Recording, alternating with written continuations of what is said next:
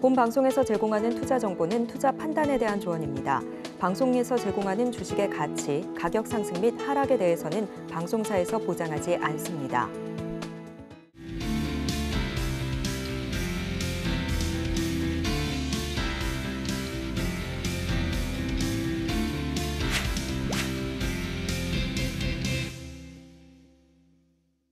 경제 아나운서의 개념 있는 토크 이어갑니다. 자, 오늘도 여러분들에게 시장에 관한 이슈와 또 보다 면밀한 토크들 함께 나눠보도록 하겠습니다.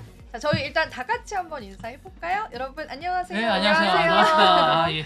아유, 스튜디오가 꽉 찼습니다.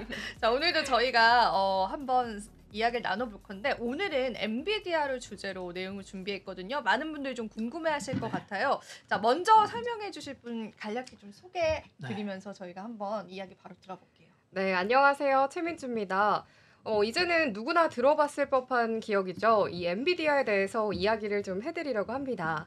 이 회사가 어떤 역사 속에서 시작이 되었고 이토록 주목을 받고 있는 이유가 무엇인지 그리고 앞으로 어디로 향할지 알아보면 좀 좋을 것 같은데요. 먼저 이 엔비디아의 시작입니다. 엔비디아는 지금 AI와 게임의 핵심 기술로 자리 잡은 그래픽 처리 장치 바로 이 CPU의 선도주자로 많이들 알고 있죠. 하지만 이 회사가 처음 설립된 1993년에 잭슨왕과 그의 공동創立자들이 설립했을 땐 이 게임과 멀티미디어 시장에 집중을 했었던 조금은 작은 스타트업이었습니다. 그들이 처음으로 시장에 충격을 줬었던 건 1999년에 이 출시한 지포스 256이었는데요. 바로 세계 최초의 GPU가 탄생을 한 순간이었었죠. 이 엔비디아는 이때부터 그래픽 처리 장치라고 하는 새로운 개념을 만들어 나가면서 게임과 멀티미디어의 혁신을 좀 주도하기 시작했습니다. 그렇다면 사실은 많은 분들이 궁금해 하실 텐데 이 부분에서 좀 옛날부터 사실은 엔비디아가 있었잖아요. 그리고 유명했고 근데 왜 이 순간에 각광을 받고 있는지 좀 궁금하지 않으세요? 너무 궁금합니다. 너무 궁금하죠. 너무 궁금하죠. 본부장 궁금하신 거 아시죠? 맞습니다. 네, 이게 이유가 또 있습니다. 최근에 이 엔비디아가 단순히 게임만을 위한 회사가 아니라요. 인공지능과 데이터 센터의 핵심으로 자리를 잡게 됐기 때문입니다. AI와 딥러닝의 이 복잡한 연산을 처리하는데 엔비디아의 GPU가 탁월한 선택을 하게 된 거죠. 그래가지고 우리가 알고 있는 이 챗 GPT의 대규모 언어 모델인 엔비디아의 GPT를 통해서 학습이 가능해졌다고 합니다. 그만큼 엔비디아의 폭발적인 성장과 함께 엔비디아가 좀 날개를 달았다고 볼 수 있겠는데요. 데이터가 모든 것들을 좀 움직이는 시대에 엔비디아 기술이 왜 중요한지 조금씩 느껴지고 있는 부분이라고 할 수 있을 것 같습니다. 이 엔비디아가 근데 사실은 단순하게 기술만으로 성공을 한 거는 아닙니다. 이 엔비디아가 GPU 시장을 독점한 진짜 이유는요. 바로 생태계를 또 구축을 했다라는 점인데요. 예를 들어서 엔비디아는 쿠다라는 병렬 컴퓨팅 프로그램을 좀 만들어서 이 GPU의 성능을 더욱더 극대화할 수가 있었습니다. 이제는 사실 AI 연구자 개발자들과 쿠다의 이 프로그램을 통해서 엔비디아의 GPU를 좀 거의 필수적으로 선택을 하게 됐었던 거죠.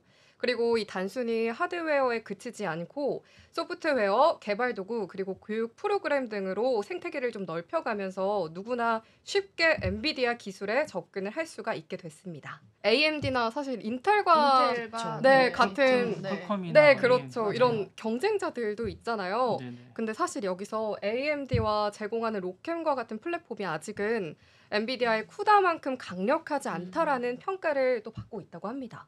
그래서 이 엔비디아는 AI 연산에 특화된 텐서코어라는 전용 하드웨어를 좀 갖추고 있어서 다른 경쟁사들보다는 어떻게 보면은 한 발 더 앞선 상황을 좀 가져가고 있다고 볼 수가 있었던 거죠. 이로 인해서 엔비디아는 데이터 전용 GPU 시장에서 좀 거의 독점적인 위치를 가지고 있고요. 이 점유율은 경쟁사들이 좀 따라오기는 어려운 부분이라고 합니다. 그래서 엔비디아가 좀 어디로 흘러가고 있는지도 함께 가져가면 좋을 것 같은데요.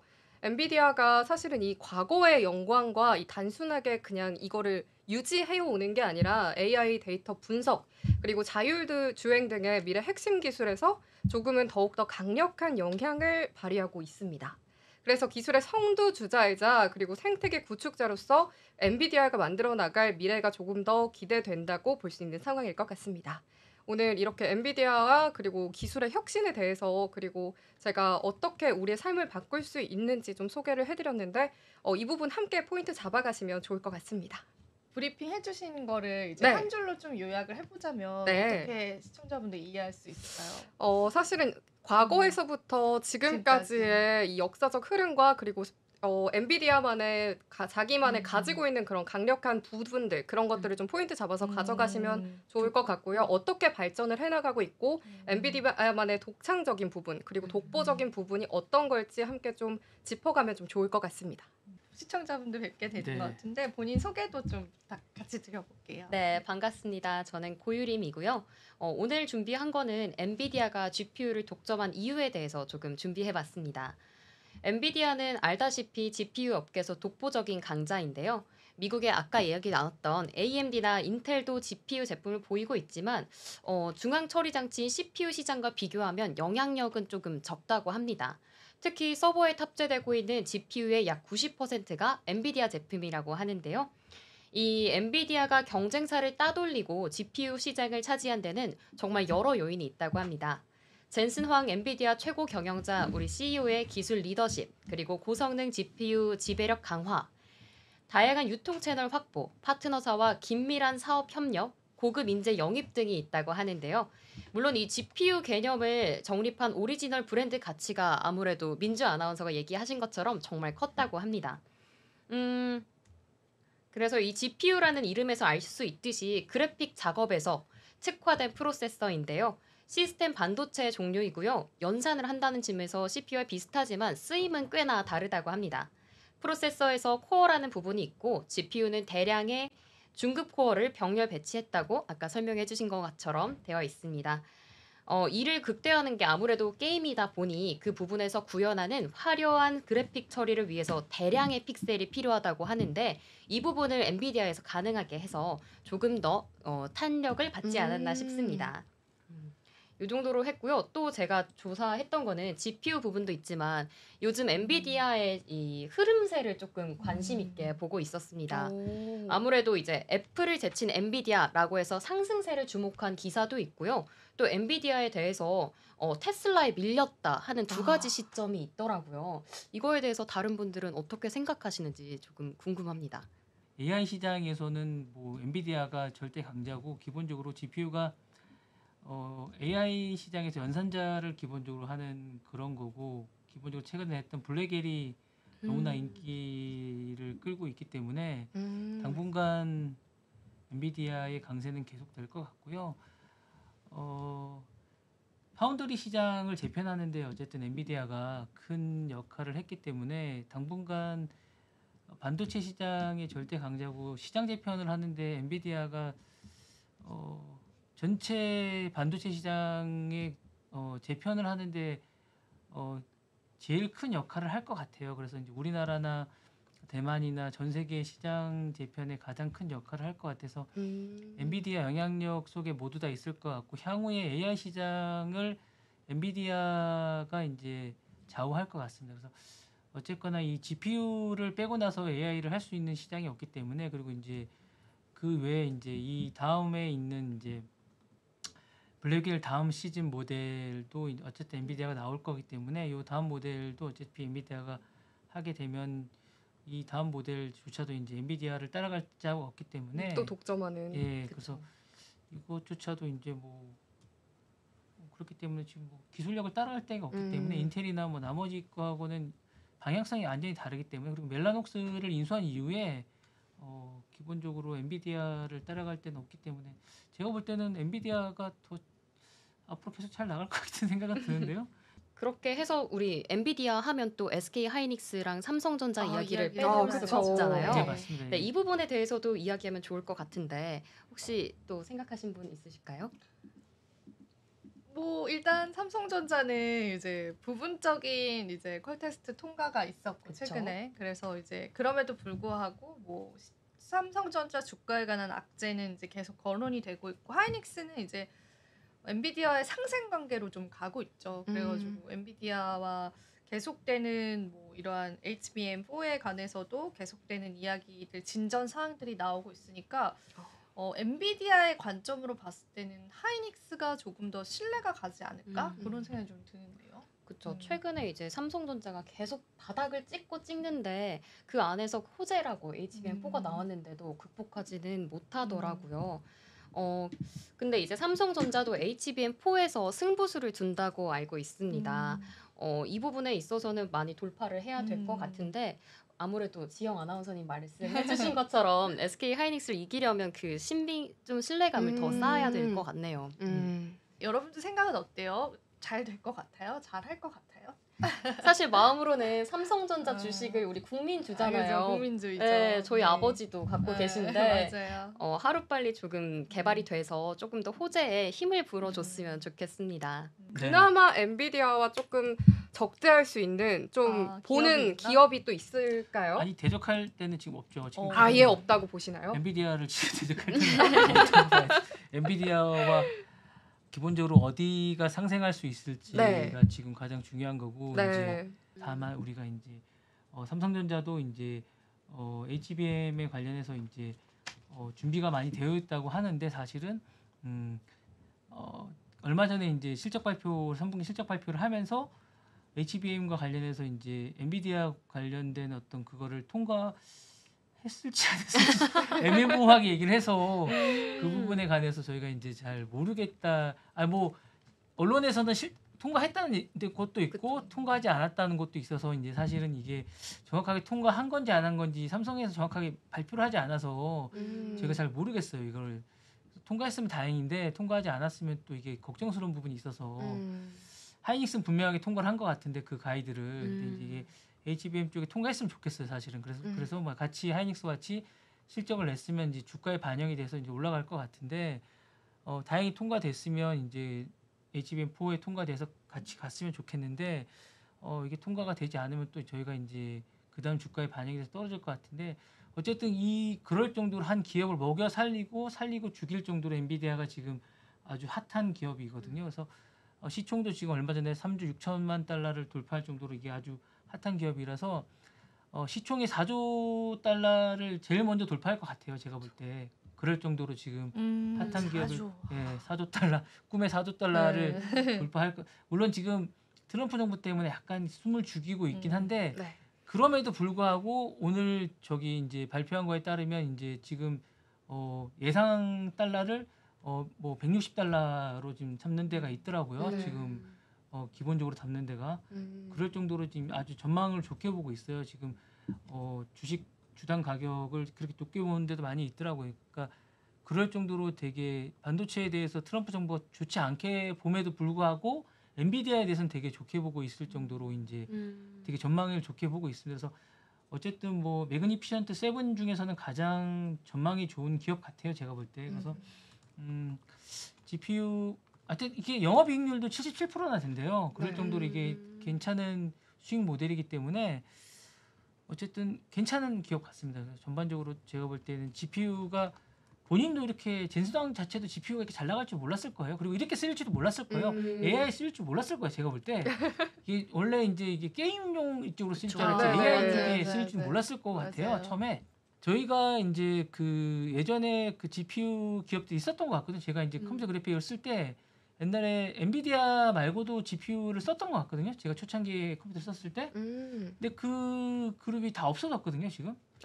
왜 없어졌는지 좀 궁금한 것 같긴 해요. 그러니까 왜 없어졌는지. AMD는 왜 이게 GPU 쪽이 호황인데 왜 이게 갈팡질팡하면서 그쪽에 왜 다 에너지를 쏟아붓지 못하고 CPU와 GPU 사이에서 갈팡질팡하고 있을까라는 고민도 좀 들고 그런 생각도 좀 하거든요. 이게 왜 얘네들은 CPU 사업에도 찔끔, GPU 사업에도 찔끔 이럴까 이런 고민도 좀 들고 이런 생각이 좀 들더라고요. 그래서 이런 고민도 좀 들면서 왜 이쪽으로 가지 못할까 이런 생각도 좀 들면서 왜 애플은 이쪽에 또 전념을 하지 못할까 이런 애플 같은 기업도 왜 못할까 이런 생각이 좀 들면서 엔비디아가 진짜 공격적으로 잘 나가는구나 얘는 이런 생각이 좀 들면서 이젠 격차가 좀 많이 너무 벌어져서 벌어져서. 뛰어넘기가 맞아요. 네. 좀 어려운 부분이 있는 것 같고 그리고 이제 추가 내용을 이제 좀 도와드리자면 이제 하이닉스랑 삼성전자에 관해서도 저희가 고민을 해봐야 되잖아요.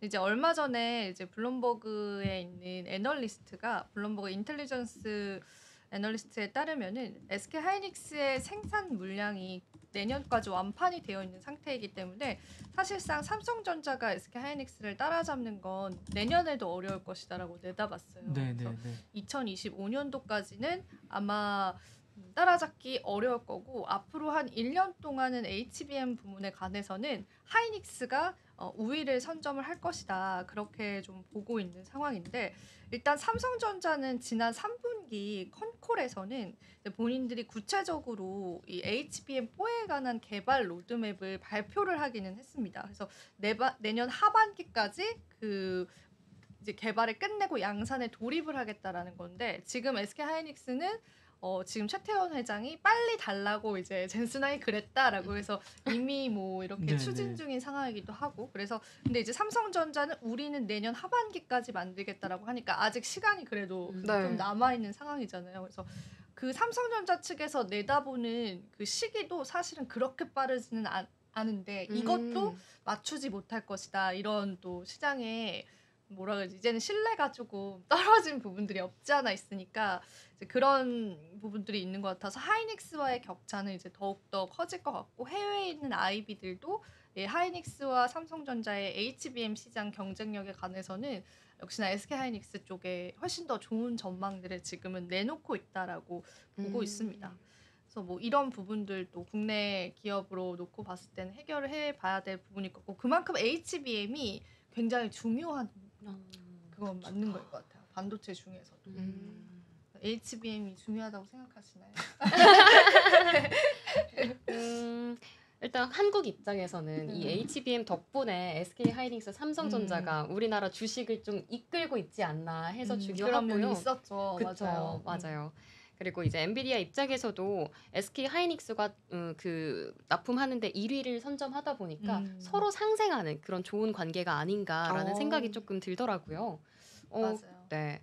그러면 뭐 다른 또 회사에 대해서 알아볼 건 없을까요? 네, 저희가 사실은 이게 저희 나라 기업이 GPU로서 엔비디아를 뛰어넘기에는 사실상 쉽지는 않잖아요. 그러면 이제 HBM 쪽으로의 시장 점유율을 가지고 와야 될 텐데 HBM 시장 자체가 지금 2024년도에는 180억 달러 정도 되거든요. 하나로 하면 이제 25조 원 정도 되는 거고 그게 내년에는요.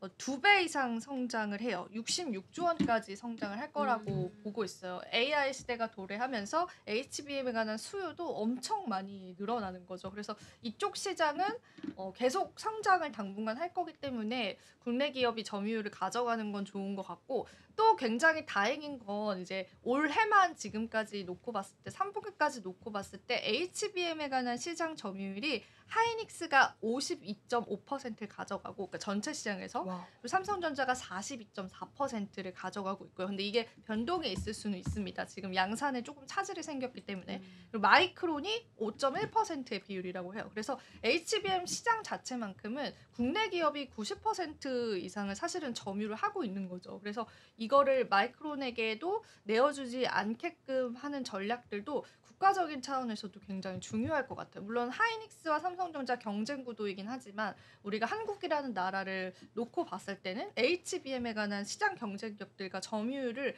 계속 가져가게끔 하는 뭐 국가적인 서포트도 좀 필요하지 않을까 그런 생각도 좀 같이 덧붙여보고 싶습니다. 근데 중국이 지금 뭐 따라오고 있어가지고 네. 예, 어떻게 될지 잘 모르겠어요. 중국이 얼마나 따라왔나요? 중국이 이제 근데 한 4, 5년 정도 차이는 난다고 해요. 근데 이제 중국이 원체 모방을 잘해가지고 그렇죠. 잘 뺏기는. 네. 그러니까 지금 이제 뭐 한 2단계까지 따라온 거 3단 정도까지 지금 개발을 하고 있다고 하니까 이제 뭐 3까지는 온 것 같아요. 그래서 얼마까지 개발할지 잘 모르겠습니다. 일단 한 4, 5년 정도 차이가 난다고 하니까 중국이 금방 또 따라올 것 같긴 합니다. 그러니까 수입을 계속 하고 있거든요, 중국이. 근데 어디까지 따라올지 잘 모르겠습니다. 이게 중국이 얼마만큼 따라올지 잘 모르겠는데 어쨌든 뭐 엔비디아랑 중국은 계약 어쨌든 그게 이제 그 미국이 맡고 있기 때문에 하지도 못할 것 같긴 한데 어쨌든 중국이 기술력으로 계속 따라오고 있기 때문에 언제 또 따라올지 모르기 때문에 저희가 이제 계속 앞서 나가기 저희는 어쨌든 고급화 전략을 계속 가야 되긴 할 것 같습니다. 네. 맞아요, 맞아요. HBM이 사실 고부가 가치 산업이잖아요. 네. 기업 입장에서도 이익률이 많이 남는 그 반도체 분야에서도 그런 사업이기 때문에 우리가 또 계속 이 사업을 커 나가는 게 국가 과제라고 봐도 저는 크게 과언은 아니지 않을까 싶어요. 공부해 보니까 어떠셨어요? 젠슨왕 엔비디아에 관해서? 저는 일단 엔비디아가 강세인 거는 너무 당연히 잘 알고 있었는데 역사를 타고 가다 보니까 역시나 엔비디아는 좀 그럴만하다. 엔비디아다라는 좀 생각이 좀 들었습니다. 젠슨왕의 네. 그 CEO적인 독보적인 면모와 맞아요. 그런 네, 게 이런 좀 부분들이 역시 엔비디아는 본부장님이 말씀 주셨던 것처럼 다른 것들을 이길 수 없다. 다른 것들이 엔비디아를 제낄 수 없다라는 걸 다시 한번 좀 새겨봤었던 시간이었던 것 같습니다. 조사해 보니까 어떠셨어요? 저도 그냥 독보적인 세계적인 그룹이다라고만 알고 있었는데 사실상 흐름도 되게 잘 탄 것 같고 거기에 또 우리나라도 잘 또 흐름을 타서 서로 상부상조하고 있지 않나라는 생각이 들더라고요. 그래서 이런 기업들이 물론 더더 많아지면 좋겠다 이런 생각도 좀 들었습니다. 본부장님은 요 생태계에 관해서 어떤 생각 가지고 계세요? 아니 전문가시니까. 네. 엔비디아가 기본적으로 이제 제가 그날 요전에도 한 말씀드렸다시피 이게 기본적으로 이제 상식을 깨는 기업인 것 같아요. 기본적으로 이제 젠슨왕이라는 친구가 제가 지난번에 말씀드렸다시피 이제 무어의 법칙이라는 2년마다 이제 반도체가 계속 나오는 것들을 이제 1년마다 맞다. 예 블랙을 이제 나오고 그다음에 뭐죠? 그 새로 나오는 아, 저 갑자기 까먹었어요. 예. 루빈 루빈 네, 또 네, 나오잖아요. 루빈. 1년마다 나오는 이제 그걸 1년마다 내기 또 시작했잖아요. 이제 2년마다 나오는 것도 그런 것도 깨고 여러 가지를 또 그다음에 이제 그 원래 GPU 그룹이었는데 이제 CPU가 그러니까 루빈은 그 GPU가 아니에요. 제가 그때 말씀드렸다시피 AI라고 말씀드렸는데 CPU와 GPU를 같이 나오는 그런 거거든요. 그러니까 이게 완전히 다른 개념의 제품이거든요. 그러니까 그런 식의 제품이 이제 나오게 되는 겁니다. 루빈 울트라는 2027년에 나오잖아요. 그러니까 이런 식으로 이제 젠슨왕은 완전히 개념을 바꿔서 이제 계속 앞서가는 AI 그룹으로 나가는 거거든요. 그래서 완전히 다르게 성장을 해가는 그룹이 될 것 같아요. 그러니까 진짜로 완전히 다른 그룹이 되는 거예요. 그러니까 좀 우리가 막 따라가기는 힘드니까 사실은 우리는 좀 요거를 파운드리 쪽에서 잘 맞춰서 가야 되지 않을까. 맞아요. 예, 요거는 저희가 이제 선택과 집중을 좀 해야 될 것 같아요. 그러니까 맞아요. 우리가 이제 이거를 위에가 이제 뭐 그쪽에 이렇게 간다 그러면 저희는 밑에서 이제 잘 만드는 쪽에서 잘 보조를 맞춰서 가야 되지 않을까라는 생각이 좀 들고 우리는 우리 산업 쪽에 어떤 게 잘 맞는지를 잘 개발해서 가야 될 것 같고 그쪽은 그쪽에서 잘 가면 그쪽에서 그렇게 하면 우리는 우리 쪽에 잘 맞춰서 가야 되는 그렇게 서로 맞춰서 가야 될 것 같은 그런 생각이 좀 듭니다. 이렇게 해서 엔비디아 같은 그룹이 있으면 우리는 우리 쪽 그러니까 TSMC가 그쪽에서는 좀 잘 맞는 것 같아요. 그렇게 해서 맞췄듯이 우리도 이제 펜미스처럼 그렇게 우리가 그런 능력이 없으면 우리는 이쪽이 잘 맞춰서 이렇게 가는 게 맞지 않냐라는 생각이 좀 들거든요. 그래서 그렇게 능력을 맞춰서 가야 될 것 같고 삼성전자도 그때 한번 제가 말씀드렸다시피 파운드리 분야를 한번 독립시키는 것도 한번 고민해 볼 필요가 네, 있을 것 같아. 그렇게 그러니까 다 이렇게 갖고 있는 것보다 아예 뭐 하이닉스처럼 파운드리 분야를 그냥 이렇게 하는 게 어떨까라는 생각이 좀 있는 것 같고 개발을 좀 빨리 해야 되지 않을까. 이게 너무 늦은 게 아닐까 정책이. 네, 그런 생각이 빨리 그리고 이제 그 퀄 테스트를 빨리 통과했으면 좋겠고 그게 정확하게 어떤 통과했는지 안 했는지에 대한 것들이고 양산 체제를 맞추겠다라는 각오를 나타내는 것보다 빨리 양산 체제를 갖췄으면 좋겠다는 생각이 듭니다 개인적으로. 네. 네, 좋습니다. 이렇게 네. 저희가 오늘 또 엔비디아 이야기 나눠보면서 반도체 생태계 그리고 그 안에서 우리나라 기업이 어떻게 살아남을 수 있을까에 관해서 고민하는 시간이 됐던 것 같아요. 여러분들에게 오늘도 좀 도움되셨을 시간이길 바라고요. 저희 경계톡은 오늘 여기서 인사드려 볼게요. 여러분 오늘도 시청해주셔서 감사합니다. 네, 감사합니다. 본 방송에서 제공하는 투자 정보는 투자 판단에 대한 조언입니다. 방송에서 제공하는 주식의 가치, 가격 상승 및 하락에 대해서는 방송사에서 보장하지 않습니다.